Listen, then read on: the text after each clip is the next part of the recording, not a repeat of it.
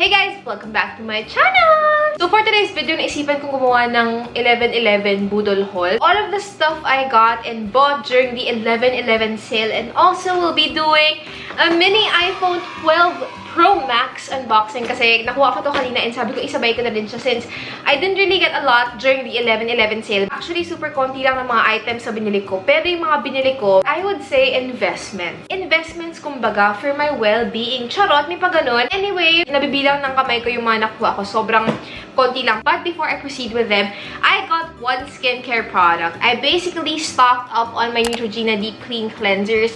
Actually, hindi lang ito yun eh. Ang dami ko pang binili. Pero nabigay kasi ako. Binigyan ko yung mga kapatid ko. Binigyan ko yung family members ko. Binigyan ko din si Dave. Nag-sale kasi ng bonggang-bongga yung Neutrogena noong 11/11. So, I had to stock up on my favorite. I would say I've been using these for 2 years now or more. Ganun ko sila kamahal. Pag nagsasale ang Neutrogena, I always tend to stock up. Ito yung mga natira sa akin. I got one of each variant. Ang favorite kong deep clean na foam cleansers. I think nag-buy one, take one ata to. Tapos ang dami kong binili. So, I always give these to friends and family. And actually, dahil mahal na mahal ko kayo, I also saved some for you guys. So, later on, bago magtapos yung video, I'll be doing a giveaway and you can win your very own Neutrogena product. Simple lang yung mga mechanics. So, abang-abangan nyo yan at the end of this video. So, I absolutely needed to stock up on these kasi I go through these really quickly kasi ito yung daily cleanser ko. I use them basically every single day and ito yung parang go-to, no-fail, super reliable cleanser ko, guys. Madami silang mga variant. Meron sila ng original and then another one of my favorites is the brightening. Obviously, depending on your skin type. For example, you want to brighten your skin. If your skin's condition is more on the dull side, like me, I really love using this one. Meron siyang 5 brightening powers. Ayan. So, this is one of my favorites pag feeling ko ang dull-dull ng skin ko. Ito yung ginagamit ko. But the original variant is also just as good. And also, these are the 2 other variants. So, meron silang energizing variant. And of course, yung isa sa mga ginagamit ko din pag meron ako mga acne. I use naman yung acne foaming cleanser if I have acne or when I have acne flare-ups. Ito yung ginagamit ko. So, really depending on my skin type talaga. I like switching among them kasi nga sobrang love na love ko to, guys. Super affordable pa nila. A lot of you guys who have tried this have also been messaging me and saying na holy grail nito, and I can't agree more. These are honestly some of the best cleansers out there. Very affordable. Can rival more expensive foaming cleansers. So effective, pero abot kaya. One thing I love about the Neutrogena Deep Clean Foaming Cleansers, it is a glycerin-based cleanser. So, hindi lang siya nakaka-clean, nakaka-moisturize din siya kasi glycerin is a very well-known ingredient for moisturizing the skin. And just like the name, it says deep clean. It does really deep clean the skin. If you have leftover makeup that your makeup remover wasn't able to clean, this is gonna clean it. If you have excess oil, dirt, residue, all of the gunk that can build up from a day's worth of activities, this can definitely clean that. Kahit na nakakalinis to, hindi din siya nakaka-dry. It's actually dermatologist recommended. So, that is why I super love this. Tried and tested na alam mo talaga maganda talaga. So, again, I have the original one. And of course, my favorite, which is brightening, energizing, and of course, the acne one. But if you haven't tried these out, you guys, i-try nyo na siya. Promise talaga, hindi kayo magsisisi. Tinataya ko yung pangalan ko dito na these are really so good. I've used so many bottles. I bring this with me when I travel. Actually, meron din sila mga mini sizes that you can bring with you when you're traveling, and I do that all the time. 50 grams ata. Yun yung dinadala ko for travel. Kaya kapag nag-sale to, guys, malay nyo sa 12 mag-sale, mag-stock up na rin kayo. Just overall, these are amazing, and if you haven't tried them, you definitely should. So, the next thing that I got, actually, sabi ko nga sa inyo, konti lang naman yung mga binili ko, diba? And wala na akong mga ibang binili. Hindi ako bumili ng makeup, hindi ako bumili ng iba pang skincare. Doon lang talaga ako sa mga gusto ko matry or doon sa talagang tried and tested ko na. So, I just got myself some SD cards, as in super boring, but these are really great and essential. If you're a content creator, if you're vlogging, kapag may camera kayo. So, ang binili ko is the 128 gig and also the 64 gig. Hindi ko pa natatry ito, pero kasi I hate it when my SD card minsan nag-hang siya or parang kulang na sa space. Kasi ako kasi yung tipo na I like storing my stuff sa SD card. I don't know why, so I needed backups of my SD card. And just in case na may mawala, alam mo yun, may extra. And then I got this one. Actually, nakita ko to sa story ni Jamie. Bumili ako ng rechargeable batteries with a charger. I'm gonna be leaving everything down sa description box. Yung links, guys, ha. Panasonic yung brand niya. This is basically a battery charger. Super cool kasi I'm used to really throwing my batteries, which isn't really you know, the most practical and the best way, diba? I don't really want to keep on throwing my batteries. So when Jamie posted about this, I got really curious. So bumili ako. Again, these are rechargeable batteries and isasaksak mo lang sila. Ito yung mismong charger and meron na siyang kasamang 4 na battery. So super cool and convenient. I don't have to buy and throw batteries. I think this is just the best way.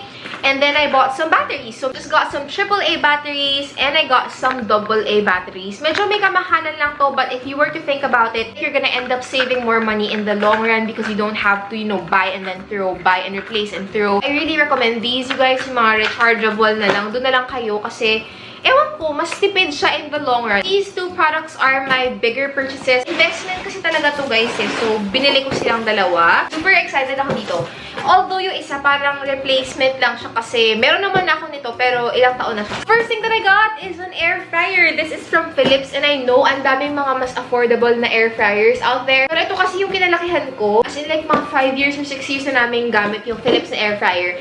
And sobrang reliable niya. Literally life-changing to, guys. Kung mag-i-invest kayo sa isang brand ng air fryer, I highly suggest the brand Philips kasi legit, yung amin mga 6 to 7 years na. Pero sobrang ganda pa rin siya. And I remember when my mom got that, it was like an investment and medyo namamahalan pa siya.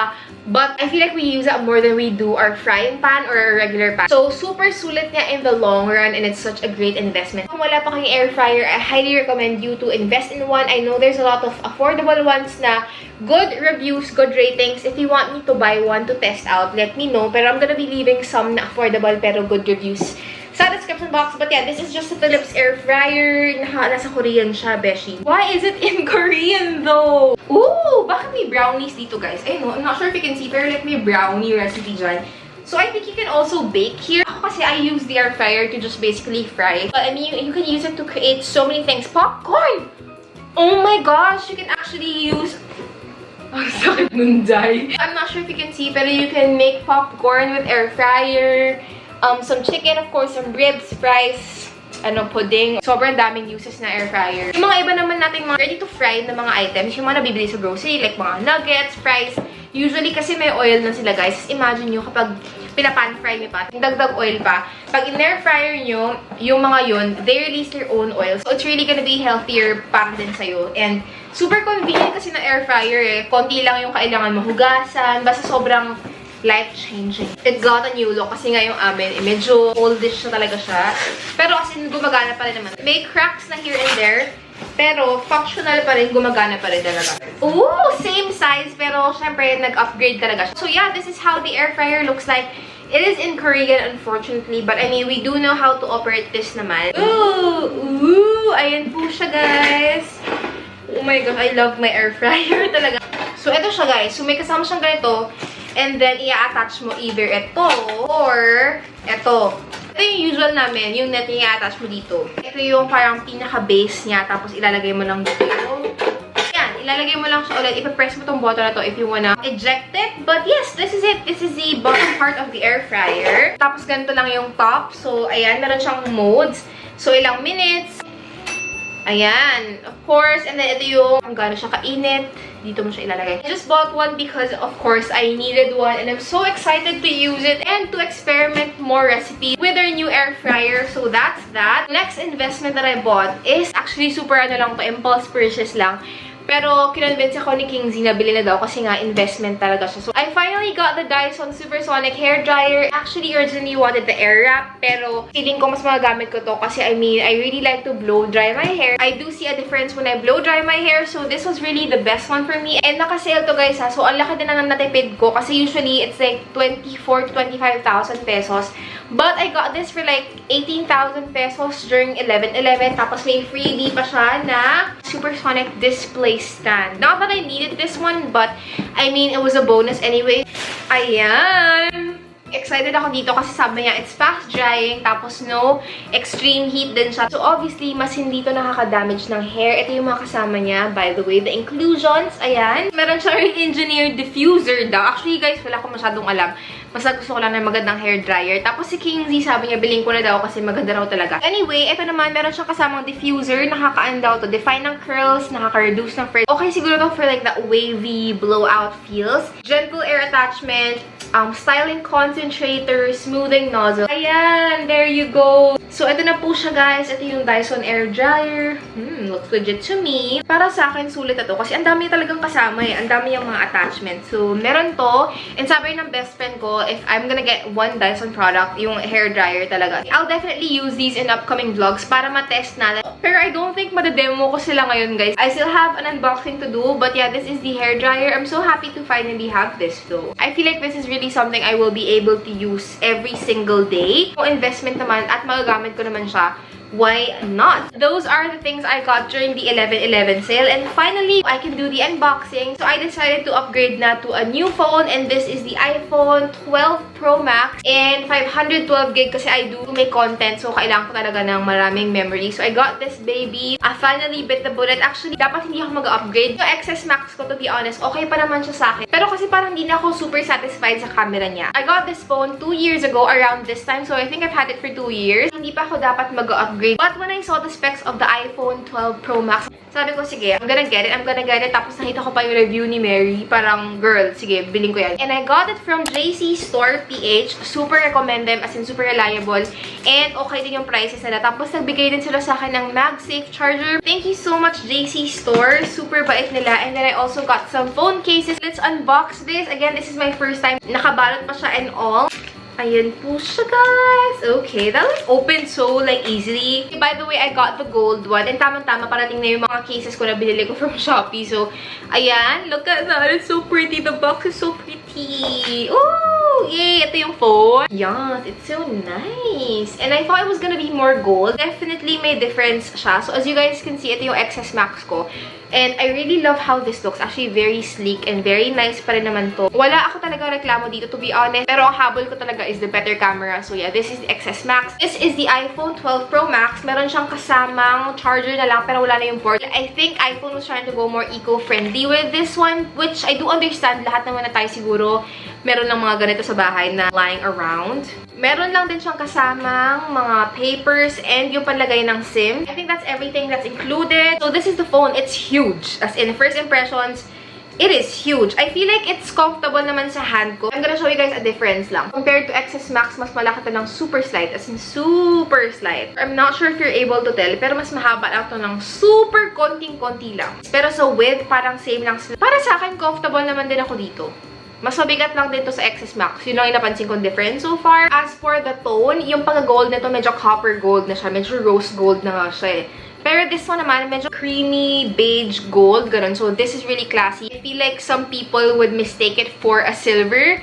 So, ayan. Ganun siya kasi different siya sa gold talaga. Kasi makikita yung difference. Diba parang mukha siyang silvery. Pero no, this is really gold. And of course, you have the 3 cameras, which I'm really excited to play with. Ayan, definitely an upgrade from my XS Max. Dalawa lang yung cameras nito. Ito naman, 3 na. I think that's what I'm most excited about are the cameras. So, there you go!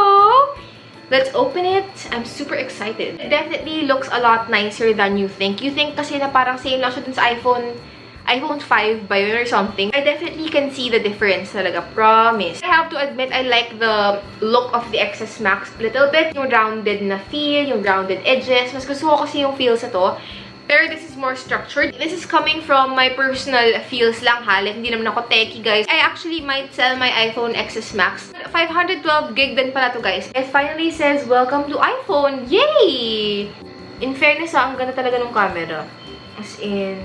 Okay, guys. So, right now, this is how it looks like. I still have yet to play around with it and see like kung ano nga ba yung major mga upgrades. But so far, of course, sa camera, yun talaga yung pinakahabol ko. I'm really happy so far, in fairness. Okay naman siya. Like, I really like it. Yeah, that is it basically for my mini unboxing of the iPhone 12 Pro Max. That's everything I got during the 11/11 sale. Sobrang konti lang, diba? And we did a lot of unboxings. But before I end this video, I'm gonna be having a giveaway for you guys. So you guys can win your own Neutrogena products. Not only yung cleansers, I'll be giving probably like a set of Neutrogena products to you guys. All you have to do, of course, be subscribed to my channel, like this video, and comment below kung ano yung favorite Neutrogena product nyo and why you like it. If you haven't tried Neutrogena products, comment below what Neutrogena product you wanna try and let me know in the comments below. I'll be choosing the winner after a week of posting this video and I'll be announcing it on Instagram. So yun lang guys, super dali lang and you can be winning your very own set of Neutrogena products. Thank you so much for watching this video. I hope you guys enjoyed and sana makatake na ako ng mga magagandang shots with the newest phone. Super na-excite naman ako. If you haven't subscribed to my channel, don't forget to subscribe. Give this video a thumbs up, comment below what you wanna see next on my channel, and I'll be seeing you guys on my next one.